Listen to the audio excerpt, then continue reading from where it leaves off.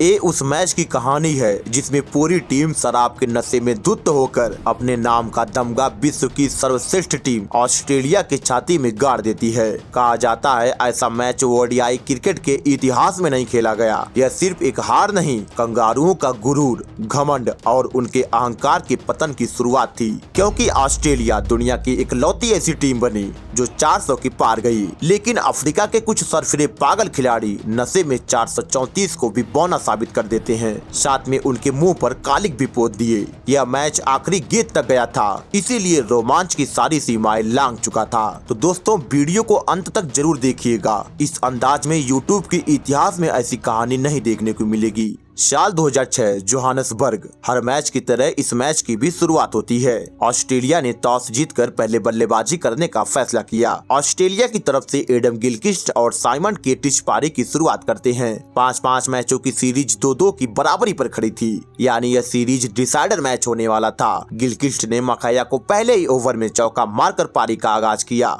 वो दिन क्रिकेट के लिए कोई आम दिन नहीं था। अफ्रीका की उस ठंडी दोपहर में मैदान तो हरा था, आसमान साफ था, लेकिन हवा में कुछ अजीब सा था, जैसे क्रिकेट खुद सांस रोक कर खड़ा हो। स्टेडियम में बैठे लोग मैच देखने आए थे, पर किसी को अंदाजा नहीं था कि वो इतिहास को अपनी खुली आंखों से देखने वाले हैं। ऑस्ट्रेलिया के दोनों ओपनर शानदार बैटिंग कर रहे थे। गिलक्रिस्ट अपने फितरत के मुताबिक बल्लेबाजी कर रहे थे। देखते ही देखते दोनों के बीच 50 रनों की पार्टनरशिप भी पूरी हो गई। गिलक्रिस्ट का गेंद को देखने का नजरिया बदला था। वो गेंद को नहीं, गैप को देखते थे। चौके लगाना तो उनके बाएं हाथ का खेल था। इन दोनों की दमदार बल्लेबाजी की वजह से ऑस्ट्रेलिया ने 10 ओवर की समाप्ति पर बिना कोई विकेट गवाए 66 रन बना लिया था। गिलक्रिस्ट उस वक्त दुनिया के सबसे खूंखार विकेट कीपर बल्लेबाज हुआ करते थे। उनकी आक्रामकता का अंदाजा आप इसी बात से लगा सकते हैं कि 12वें ओवर में ही मात्र 35 गेंदों में अपना 50 रन पूरा कर लिया। यह उनके करियर की 44वीं हाफ सेंचुरी थी। उसके बाद भी वो रुकने का नाम नहीं लिए।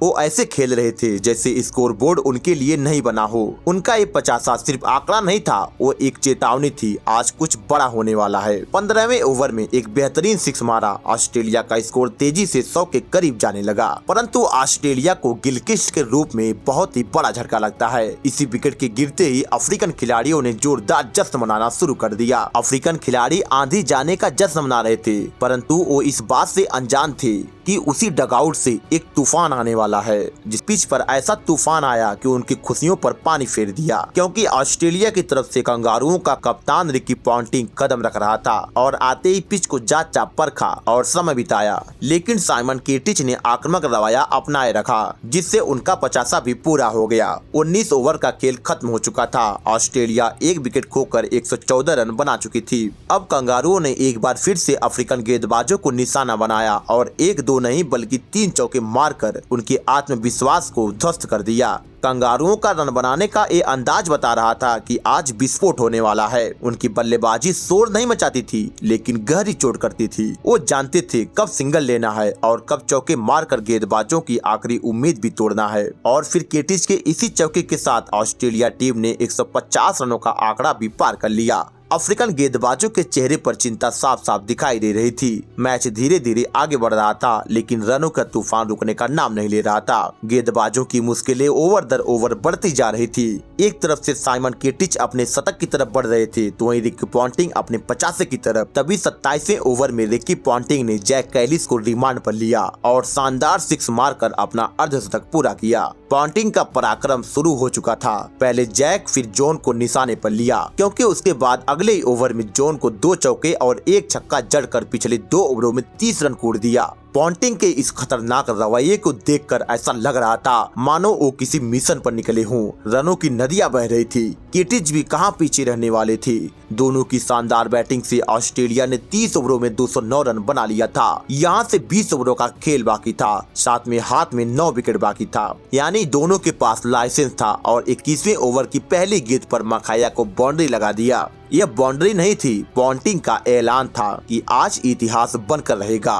पूरा स्टेडियम खामोश हो चुका था, परंतु मकाया ने वापसी करके दिखाया। और तीसरी गेंद पर साइमन केटिच का विकेट लेकर ऑस्ट्रेलिया की पारी पर ब्रेक लगाया। अब जाकर अफ्रीका का तिरंगा मैदान में लहराया। साइमन केटिच 79 रनों की शानदार पारी खेलकर पवेलियन चल दिए। इस ओवर में विकेट गिरा था, परंतु पॉन्टिंग को इस बात से कहां फर्क पड़ने वाला था। मखाया को चौका जड़कर इस ओवर को खत्म किया। ऑस्ट्रेलिया का ऐसा कोई भी खिलाड़ी नहीं था जो कभी डर कर बैटिंग करता था। विकेट गिरने का सिलसिला चालू रहता था, लेकिन रनों का तूफान रुकने का नाम नहीं लेता था। ये ऑस्ट्रेलिया के खून में था। उनके खेलने का तरीका ही यही हुआ करता था। रिकी पॉन्टिंग अब तेजी से अपने शतक की तरफ बढ़ने लगे। उसके बाद मैदान पर आए माइक हसी ने भी अपना आक्रामक खेल दिखा दिया। फिर रिकी पॉन्टिंग ने एक बेहद ही लंबा छक्का लगाया, जिससे ऑस्ट्रेलिया टीम 250 रनों के पार पहुंच गई। जैक हताश निराश हो गए, क्योंकि मिस्टर क्रिकेट हसी अपने शॉट से इनकी चेहरे की हंसी उड़ा रहे थे। ऐसा कोई ओवर नहीं था जिसमें बाउंड्री नहीं आ रही थी, मानो छक्का लगाने की होड़ लगी हो। दोनों के बीच मात्र 36 गेंदों में 50 रनों की पार्टनरशिप भी पूरी हो गई। अब तक ऑस्ट्रेलिया इतना बड़ा स्कोर बना चुकी थी, जितने में वो मैच को आसानी से जीत सकती थी। परंतु अभी तो लगभग 13 ओवरों का खेल बाकी था। ऐसे में अफ्रीका के कप्तान स्मिथ के हाथ में गेंद थी। आखिर वो करते भी क्या, उनके गेंदबाज तो पिट रहे थे। और फिर रिकी पॉन्टिंग ने मात्र 71 गेंदों पर अपना ऐतिहासिक शतक पूरा कर लिया। 1-1 shot from Mark Barter. Magnificent stuff from Ricky Ponting. Absolutely outstanding. अब ऑस्ट्रेलिया का स्कोर 300 रनों के पार पहुंच चुका था। इसी बीच हसी ने भी अपनी 50 पूरी कर लिया। अफ्रीकन गेंदबाज ना मारने की गुहार लगा रहे थे। 44वें ओवर में रिकी पॉन्टिंग ने एक बार फिर से मखाया को 2 चौके लगाकर मखनी का स्वाद चखाया। पॉन्टिंग आग बबूला बैटिंग कर रहे थे। 44 ओवरों की समाप्ति पर ऑस्ट्रेलिया ने 252 रन बना लिया था, तो वहीं रिकी पॉन्टिंग 90 गेंदों में 136 रन बनाकर खेल रहे थे। 45वें ओवर की पहली गेंद पर हसी ने भी 6 मार दिया। अफ्रीकन खिलाड़ी मानो खून के आंसू रो रहे थे, क्योंकि अब ऑस्ट्रेलिया ओडीआई इतिहास का सबसे बड़ा स्कोर बनाने की तरफ बढ़ रही थी। रिकी पॉन्टिंग ने अगले ओवर की शुरुआत ही छक्के के साथ करते हैं, जिससे स्कोर तेजी से 400 रनों के करीब पहुंचने लगा। उस जमाने में इतना बड़ा स्कोर यानी पहले बैटिंग करने वाली टीम की जीत पक्की हो जाती थी, क्योंकि ऐसा क्रिकेट के इतिहास में कभी कभार ही हो पाता था। और ऐसा तो संभव ही नहीं था कि उसी दिन भी उतना रन बन जाए। लेकिन फिर माइक हसी 51 गेंदों पर 81 रनों की तूफानी पारी खेलकर आउट हो गए। लेकिन पॉन्टिंग को किसी बात का मलाल नहीं था। अब मैच तो ऑस्ट्रेलिया लगभग जीत ही चुकी थी। यहाँ से साउथ अफ्रीका ने दबाव बनाने का प्रयास किया। हसी के आउट होने के बाद अगर अफ्रीका टीम दबाव बना लेती तो मैच इतिहास नहीं बनता, लेकिन यह बेहद ही मुश्किल था, क्योंकि रिकी पॉन्टिंग सिर्फ छक्के में डील कर रहे थे और 99 गेंदों में 154 रन बना लेते हैं। पॉन्टिंग के इस बर्ताव और शॉट्स को देखकर ऐसा लग रहा था आज 200 रन बनाकर ही मानेंगे। अफ्रीकन गेंदबाज भी नो गेट डाल रहे थे, जो रिकी पॉन्टिंग को और भी मदद कर रहा था। फिर इसी छक्के के साथ ऑस्ट्रेलिया ने ओडीआई क्रिकेट हिस्ट्री का सबसे बड़ा टारगेट खड़ा कर दिया। पूरा ऑस्ट्रेलिया ड्रेसिंग रूम जश्न मना रहा था, क्योंकि आज इतिहास भी कंगारुओं के सामने नतमस्तक हो चुका था। दुनिया की नजरों में सर्वश्रेष्ठ बन चुके थे, क्योंकि इतिहास तो नतमस्तक हो चुका था और ऑस्ट्रेलिया यह मैच और सीरीज दोनों अपने नाम कर चुका था। और फिर 48वें ओवर की पहली 3 गेंदों पर पॉन्टिंग ने 22 रन कूट दिया था, क्योंकि इस ओवर में लगातार 4 नौबार डाली गई थी। लेकिन यह ओवर भारत के लिए अच्छा साबित हुआ, क्योंकि रिकी पॉन्टिंग चौथी गेंद पर बाउंड्री पर कैच थमा बैठे। रिकी पॉन्टिंग 105 गेंदों पर 175 रनों की पारी खेलकर आउट हुए, और यदि आउट नहीं होते तो इनके लिए दोहरा शतक मारना कोई बड़ी बात नहीं थी और यह रिकॉर्ड भारत के नाम नहीं हो पाता। ऑस्ट्रेलिया टीम ने आखिरी ओवर में 14 रन मार दिया, जिससे 50 ओवर की समाप्ति पर 434 रन बन गया। ओडीआई के इतिहास में कोई टीम इतना बड़ा स्कोर नहीं बना पाई थी, लेकिन ऑस्ट्रेलिया ने जैसे तैसे बना लिया। जो काम सैकड़ों सालों से नहीं हो पा रहा था, भला वो आज 2 बार कैसे हो सकता था। उनके खेमे में खुशियां मन रही थी। अफ्रीकन खिलाड़ी भी हंसी के साथ पवेलियन गए, मानो उनके साथ किसी ने फ्रैंक कर दिया हो। सभी अफ्रीकन खिलाड़ी आपस में बात कर रहे थे, तभी मिकी आर्थर आए और पूरी टीम ने उनसे पूछा इस टारगेट को कैसे पीछा करें। तो आर्थर ने हंसते हुए कहा, हाँ, मुझसे तो ऐसे पूछ रहे हो जैसे 434 रनों का पीछा कैसे करना है, मैं यह प्लान रोज बनाता हूँ। तभी कैलिस ने कहा, ऑस्ट्रेलिया ने 15 रन कम बनाया है, इस विकेट पर 450 रन बनाए जा सकते थे। इन्हीं सब हंसी मजाक के बीच दूसरी पारी की शुरुआत होती है, लेकिन दूसरे ही ओवर में ब्रेकन नाथन की गेंद पर एक बड़े रन चेस में साउथ अफ्रीका की ऐसी खराब शुरुआत भारी पड़ सकती थी। लेकिन तीसरे नंबर पर हर्षल गिब्स मैदान पर आते हैं, जो पिछली रात खूब शराब पिए थे, नशे में धुत थे। इसका वर्णन माइक हसी ने अपनी बुक में किया है। हसी ने अपनी बुक में लिखा कि इस मैच की रात हर्षल गिब्स देर रात तक शराब पी रहे थे। इनकी पूरी टीम होटल में जा चुकी थी, लेकिन ये काफी देर तक बैठे रहे, तो मुझे ऐसा लगा कि इनको आउट करना बहुत ही आसान होगा। अब गिब्स के लिए दिक्कत की बात यह थी कि सामने उनका कप्तान ग्रीम स्मिथ खड़े थे और इस मैच के बाद उन पर बहुत ही डांट पड़ने वाली थी। इसीलिए गिब्स ने बल्लेबाजी करना शुरू कर दिया और मैच धीरे धीरे आगे बढ़ता है। स्मिथ ने लगातार 2 चौके लगाए। उसके बाद गिब्स ने भी अपना हाथ खोला, लेकिन जो पिछली रात नशा चढ़ा था अब वही कंगारुओं के लिए काल बनकर उतर रहा था। गिब्स ने अलग ही अंदाज से पिटाई करना शुरू कर दिया। नाथन को छठे ओवर में 2 चौके मार दिया। जैसे जैसे यह मैच आगे बढ़ता हर्षल गिब्स का शुमार चढ़ता जाता। उनके इस बेखौफ अंदाज को देखकर सभी हैरान थे। ऑस्ट्रेलिया की तरफ से जो भी गेंदबाज गेंदबाजी करने आता, इन दोनों के हाथों बुरी तरह पीटा जाता। कंगारुओं के चेहरे की हवाइयां उड़ चुकी थी। हर ओवर से बाउंड्री आ रही थी। पहले 10 ओवर में साउथ अफ्रीका ने 1 विकेट खोकर 80 रन बना लिया। कंगारुओं की समस्या बढ़ती जा रही थी। रन बहुत ही आसानी से आ रहे थे। दोनों खिलाड़ी तेजी से अपने 50 की तरफ बढ़ने लगे। उसी बीच गिब्स ने अपना 50 पूरा कर लिया। इस पारी ने अफ्रीका की उम्मीद जगाई थी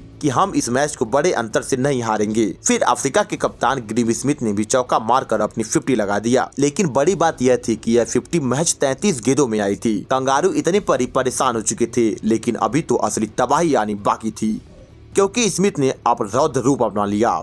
मानो उनको सिंगल डबल के बारे में कुछ पता ही नहीं हो। मैच का परिणाम सबको पता था कि अफ्रीका हारेगी, इसीलिए दर्शक चौकों छक्कों का खूब एंजॉय कर रहे थे। और फिर गिब्स के इसी चौके के साथ अफ्रीका ने 150 रनों का आंकड़ा भी पार कर लिया। स्मिथ ने तो कंगारुओं की अकड़ तोड़ दिया और तेजी से अपने शतक की तरफ बढ़ने लगे। मात्र 50 गेंदों में 85 रनों तक पहुंच गए। इनकी तबाही से ऑस्ट्रेलिया त्राहिमाम कर रही थी। इस मैच की यह एक ऐसी पार्टनरशिप थी जिसने जीतने की उम्मीद पैदा किया था, या यूं कहें कि यह टीम 400 के पास तो पहुंच जा सकती है, इसकी उम्मीद जगाई थी। क्योंकि 22 ओवरों की समाप्ति पर स्कोर 190 रन हो चुका था और यहां से 28 ओवरों का खेल बाकी था। तभी साउथ अफ्रीका को बहुत ही बड़ा झटका लगा, क्योंकि ग्रीम स्मिथ के इसी विकेट के साथ जाग रही उम्मीद भी पूरी तरह से दफन हो गई। क्योंकि कंगारुओं का ये जश्न सब कुछ बयां कर रहा था। क्लार्क ने स्मिथ को अपनी जाल में फंसा लिया। ग्रीम स्मिथ ने मात्र 55 गेंदों में 90 रनों की तूफानी पारी खेली। ऐसे में कंगारुओं को मौका मिल गया वापसी करने का। लेकिन अभी तो एक खिलाड़ी के ऊपर से शराब के नशे का हैंगओवर उतरा ही नहीं था और हर्षल गिब्स मैदान में ही थे और अगली गेंद पर छक्का मारकर बता दिया कि मैच तो हारेंगे, लेकिन लड़कर हारेंगे। इसी जुनून और जज्बे ने तो इतिहास रच दिया और अब हर्षल गिब्स अपने शतक से मात्र 3 रन ही दूर होते हैं। टीम का स्कोर भी 200 रन के पार जा चुका था। तभी इसी चौके के साथ गिब्स ने अपनी ऐतिहासिक शतक पूरा कर लिया। हर कोई खड़े होकर इनकी सराहना कर रहा था। यहाँ 24 ओवरों में स्कोर 211 रन होता है। गिब्स का ये शतक बहुत ही बड़ा ऐलान था कि साउथ अफ्रीका तो इतनी आसानी से हार नहीं मानने वाली है। और क्लार्क के अगले ओवर में 2 चौके और 1 छक्के की मदद से 18 रन कूटकर गिब्स ने कंगारुओं की रूह कपा दिया। क्योंकि यहाँ पर साउथ अफ्रीका टीम 25 ओवर की समाप्ति पर 229 रन बना चुकी थी। हर्षल गिब्स की यह मार इतनी भयानक थी कि अफ्रीका का current run rate required run rate के पार जा चुका था। विश्व का सर्वश्रेष्ठ कप्तान एक शराबी गिब्स के आगे पूरी तरह से बेबस हो चुका था। इतिहास का सबसे बड़ा टारगेट भी अपना दुम दबा रहा था। पॉन्टिंग का हर दाव गिब्स के सामने काम नहीं आ रहा था। गिब्स का हर प्रहार कंगारुओं को घुटने के बल ला रहा था, क्योंकि उनका बल्ला रन नहीं आग का अंगार उगल रहा था। उनके डर से सहमे कंगारू गिब्स का कैच भी ड्रॉप कर देते हैं। एक तो इतनी दर्दनाक मार पड़ रही थी, ऊपर से उनके कैच को इन्होंने छोड़ दिया। यह गिब्स का डर था, यह बयान था।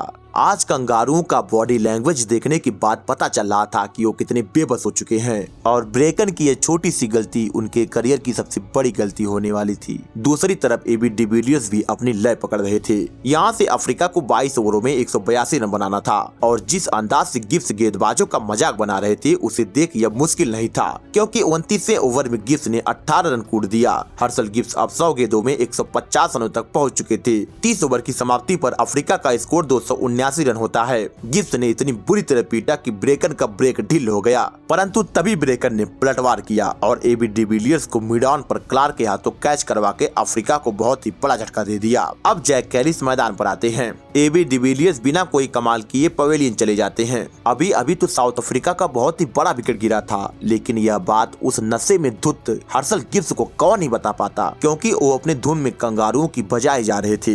रिक्वायर्ड रन रेट उनके सामने घुटने टेक चुका था। 155 के स्ट्राइक रेट से तबाह करने में लगी थी। साइमंड को लगातार 2 छक्के मार दिया, लेकिन तभी उनका दाव उल्टा पड़ गया और अपना विकेट दे बैठे। ब्रेटली के बेहतरीन कैच ने उनकी पारी का अंत कर दिया। हर्सल गिब्स ने मात्र 111 गेंदों में 175 रनों की तूफानी ऐतिहासिक यादगार पारी खेली। यहाँ से साउथ अफ्रीका को 108 गेंदों में 130 रन बनाना था और यहीं पर ऑस्ट्रेलिया के पास वापसी करने का सुनहरा मौका था और कंगारुओं ने जबरदस्त पलटवार करके जैक कैलिस को भी पवेलियन का रास्ता दिखा दिया। ऐसे में अब लगातार अफ्रीका पर दबाव बढ़ने लगा और अब 74 गेंदों में 108 रन चाहिए थे, लेकिन अफ्रीका ने 5 विकेट गंवा दिया था। इसी के दबाव में अफ्रीकन टीम अगले 4 ओवरों तक कोई भी बाउंड्री नहीं मार पाई, जिससे 50 गेंदों में 87 रन बनाना था। बढ़ते रिक्वायर्ड रन रेट को देखते हुए केम्प्ट ने चौका लगाया, लेकिन तभी वो ब्रेकन की गेंद पर आउट हो गए। जो टारगेट आसान हो गया था अब मुश्किल लगने लगा था। तब वांडेर वेथ ने तबाही मचा दिया। आज जो भी आता मानो ड्रेसिंग रूम से सेट होकर आता। वेथ ने बाउचर के साथ मिलकर कंगारुओं को रुला दिया। कंगारुओं का जश्न पल भर में मातम में तब्दील हो गया, क्योंकि वेथ ने लगातार चौको चक्कों की बरसात कर दिए। वो हरफरमौला खिलाड़ी थे, लेकिन जिस तरह से उनकी खबर ले रहे थे मानो वे प्रॉपर बल्लेबाज हों। वेथ ने ब्रेकन को भी बहुत ही बुरी तरह पीट दिया, जिससे अब अफ्रीका टीम फिर से जीत के करीब पहुंचने लगी। लेकिन तभी एक बार फिर से मैच में ट्विस्ट पैदा होता है और वेथ अपना विकेट दे बैठे। ऐसे में मैच दोबारा से फंस गया। वेथ ने महज 18 गेंदों में 35 रनों की तेज पारी खेली, लेकिन अच्छी बात यह थी कि बाउचर अभी भी क्रीज पर थे। अब साउथ अफ्रीका को आखिरी 18 गेंदों पर 30 रन बनाने थे। अफ्रीका 400 रनों के पार जा चुकी थी। ब्रेकन हताश, हैरान, निराश हो चुके थे, क्योंकि उसके बाद बाउचर ने शानदार बल्लेबाजी करी और कुछ अच्छे शॉट्स देखने को मिले, जिसकी वजह से अफ्रीका टीम तेजी से अपने टारगेट की तरफ बढ़ने लगी। लेकिन दिक्कत की बात यह थी कि 428 रन बनाते बनाते 8 विकेट गंवा देती है। यहाँ अफ्रीका को आखिरी 6 गेंदों पर 7 रन बनाना था। ब्रेटली के हाथ में गेंद होती है। सामने मार्क बाउचर खड़े थे और ब्रेटली की पहली गेंद पर सिंगल आ गया। अब दबाव अफ्रीका टीम पर ज्यादा हो गया, क्योंकि बाउचर नॉन स्ट्राइक पर थे और ब्रेटली उस वक्त दुनिया का सबसे खूंखार तेज गेंदबाज हुआ करता था, लेकिन आज उसकी भी सांसें थमी थी। तभी अगली गेंद पर चौका आ गया। इस चौके को देखते ही अफ्रीका टीम अपनी जीत पक्की मान बैठी, क्योंकि अब 4 गेंदों पर मात्र 2 रन ही बनाने थे। लेकिन ब्रेटली ने एक बार फिर से वापसी कराई और अपनी अगली गेंद पर विकेट लेकर मैच को फिर से फंसा दिया। अब अफ्रीका को 3 गेंदों पर 2 रन चाहिए थे और ऑस्ट्रेलिया को 1 विकेट लेना था। तभी मखाया ने सिंगल लेके मैच को बराबरी पर ला दिया। फिर मार्क बाउचर ने चौका मारकर इतिहास रचकर कंगारुओं के गुरूर को ध्वस्त कर दिया।